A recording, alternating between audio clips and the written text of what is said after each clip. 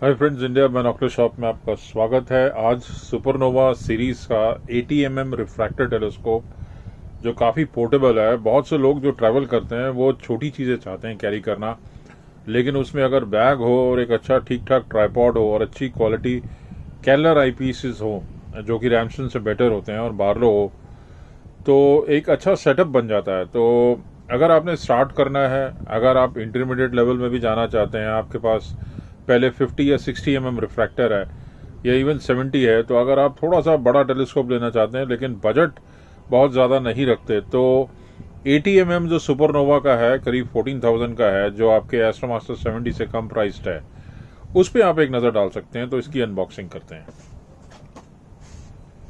तो इस तरह से सेम ये बॉक्स में आता है जैसे 70 का आपने देखा वीडियो। तो सुपरनोवा 70 700 फोकल लेंथ में है, ये 500 फोकल लेंथ में है।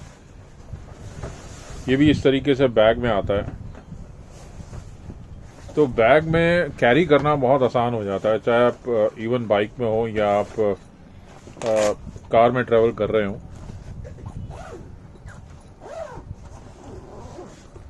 तो आप इसमें ये देख रहे हैं, इसमें ये एसेसरीज हैं।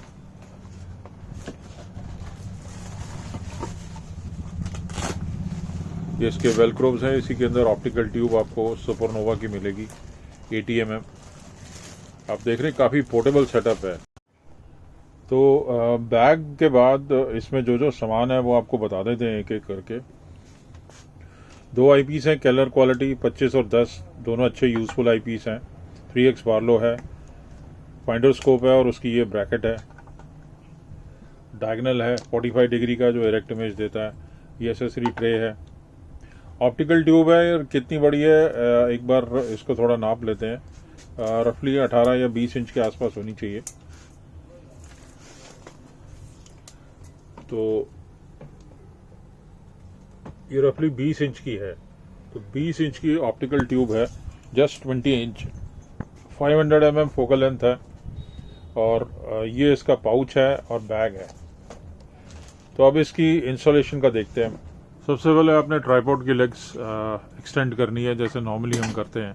तो इस तरह से एक्सटेंड करने के बाद ये इसकी ब्रैकेट नीचे की तरफ हो जाएगी और उसके बाद ये ट्रे है, ये इस तरह से आपकी फंस जाती है।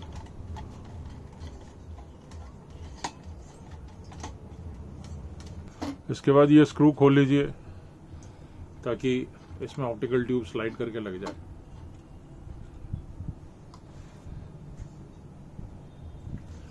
डॉकटेल प्ले वाली ऑप्टिकल ट्यूब है जो कैमरा ट्राइपॉड या इक्वेटोरियल माउंट पे भी लग जाएगी। तो ये फायदा है, विक्सन टाइप डॉकटेल है।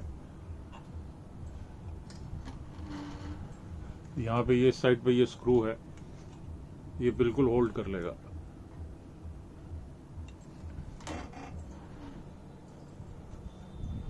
उसके बाद आप फाइंडर का ब्रैकेट लगा सकते हैं।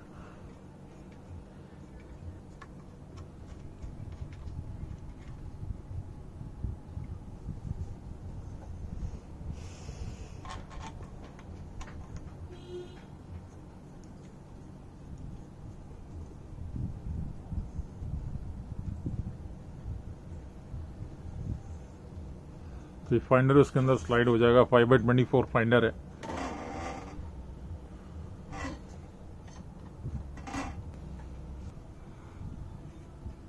तो यहाँ पे आप देख रहे हैं जैसे ये थ्रेडिंग है बिल्कुल बैक पे रिफ्रैक्टर की। तो इस साइड में जो थ्रेडिंग है इसमें देखते हैं टीरिंग लगता है। अगर टीरिंग लगता है तो डायरेक्ट आप SLR कैमरा अटैचमेंट लग सकते हैं। ये हमारे पास निकॉन का टीरिंग है, तो इसमें देखते हैं कि ये लगता है कि नहीं लगता।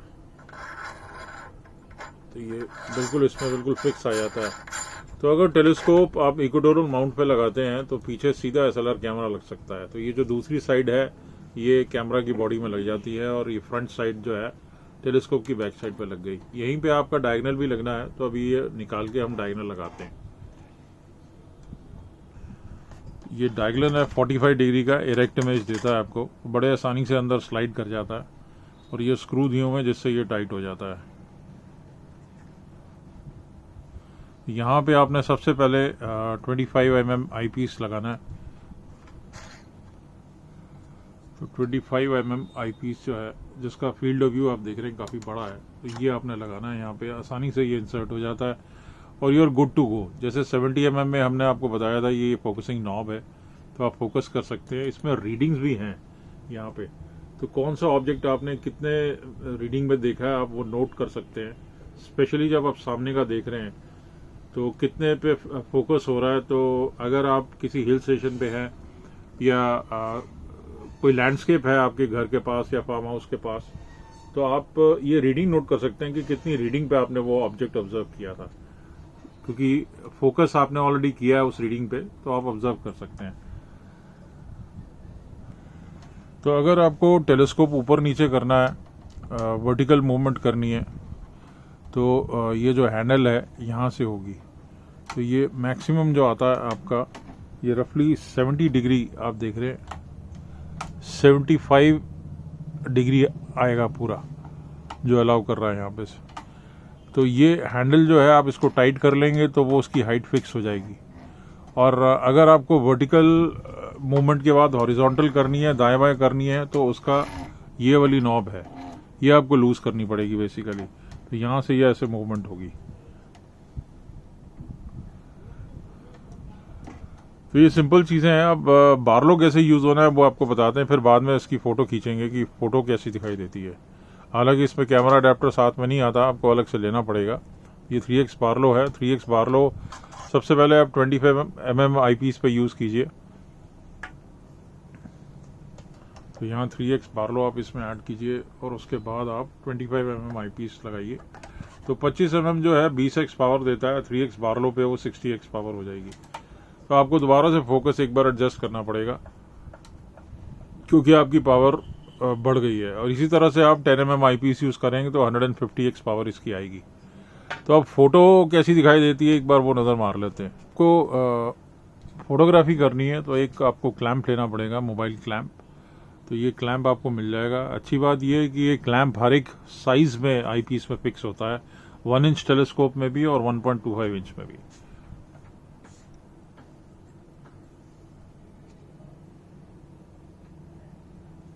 तो ये ऊपर से आपको आईपीस पे बिल्कुल इसकी पकड़ मजबूत करनी होगी और फिर आपको मोबाइल कैमरा स्लाइड करना है।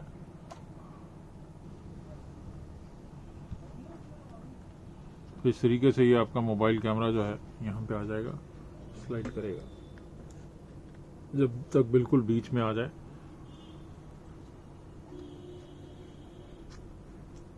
तो सामने जो आप पेड़ देख रहे हैं करीब 100 मीटर पे, तो उसको अब कैमरे से देखते हैं। तो ये आप देख रहे हैं जो पत्ते आपको दिखाई दे रहे हैं सामने जो 100 मीटर पे हैं, तो ये फोटो है। तो 8500 टेलीस्कोप जो है सेलेस्ट्रॉन पावर सीकर में 8400 आता है, ओराइन में 8350 आता है और ब्रेशर में 8900 आता है, जो कि 20,000 के आसपास है, 19 से 20,000 के आसपास। और सेलेस्ट्रॉन ओराइन के करीब 20 से 30 के रेंज में है, लेकिन ये मात्र 14,000 रुपीज़ का है। इरेक्ट इमेज देता है आपको, बैग के साथ है, 3x बारलो के साथ है, स्टील स्टैंड के साथ है। अगर आपको लेना हो indiabinocularshop.com पे अवेलेबल है। हमारे वही व्हाट्सएप नंबर 9899212222 9560687095 मैं मोहित अब साइन ऑफ करता हूँ। थैंक्स।